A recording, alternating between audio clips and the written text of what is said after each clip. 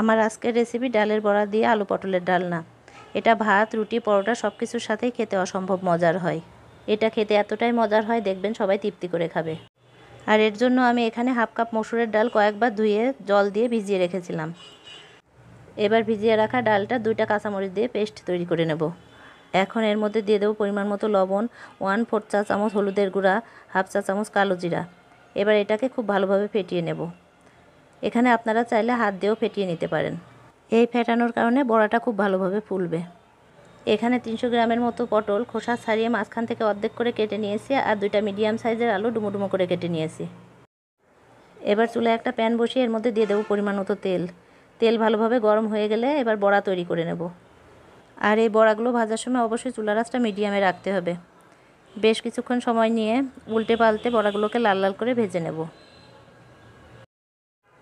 বড়া ভাজা হয়ে গেছে, এবার তেল থেকে উঠিয়ে নেব।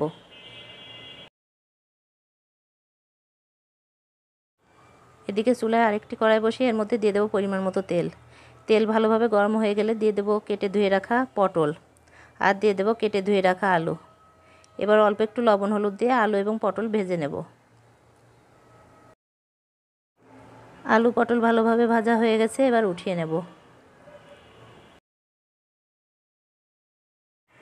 এখন ওই একই তেলের মধ্যে দিয়ে দেবো একটা তেজপাতা আর হাফ চা চামচ গোটা জিরা। ফোড়নে সুন্দর একটা ফ্লেভার হয়ে আসলে এর মধ্যে দিয়ে দেবো কেটে রাখা পেঁয়াজ। পেঁয়াজটা হালকা বাদামি করে ভেজে নেব। দিয়ে দেবো 2টা টমেটো পেস্ট। দিয়ে দেবো 1 চা চামচ আদা বাটা, হাফ চা চামচ হলুদের গুঁড়া, হাফ চা চামচ মরিচের গুঁড়া, আর দিয়ে দেবো 1 চা চামচ জিরা গুঁড়া, হাফ চা চামচ ধনিয়া গুঁড়া। দিয়ে দেবো পরিমাণ মতো লবণ। এবার মশলাগুলোকে ভালো করে কষিয়ে নেব। দিয়ে দেবো অল্প একটু জল। মশলাটাকে আরও ভালো করে কষিয়ে নেব। মশলা ভালোভাবে কষানো হয়ে গেছে, এবার দিয়ে দেবো ভেজে রাখা আলু আর পটল। এবার মশলার সাথে আলু পটল খুব ভালোভাবে কষিয়ে নেব। এখন দিয়ে দেবো পরিমাণ মতো গরম জল। জলের পরিমাণটা এখানে অবশ্যই বুঝে দিতে হবে, কারণ বড়াতে অনেকটা জল টেনে নেবে। এখন আলু আর পটল ভালোভাবে সিদ্ধ হওয়ার জন্য কিছুক্ষণ ঢাকা দিয়ে রেখে দেব।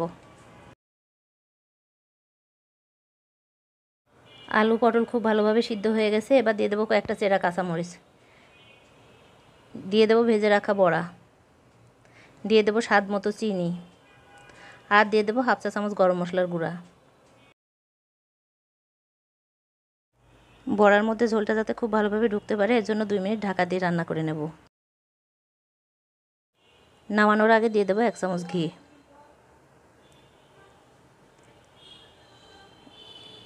এবার অল্প একটু জাল করে নামিয়ে নেব। তৈরি হয়ে গেল দারুণ স্বাদের বড়া দিয়ে আলু পটলের ডালনা। রেসিপিটি ভালো লাগলে ভিডিওটিতে একটি লাইক দিবেন, আর পেজটি ফলো করে আমাদের সাথেই থাকবেন। আজকের মতো এটুকুই, ধন্যবাদ।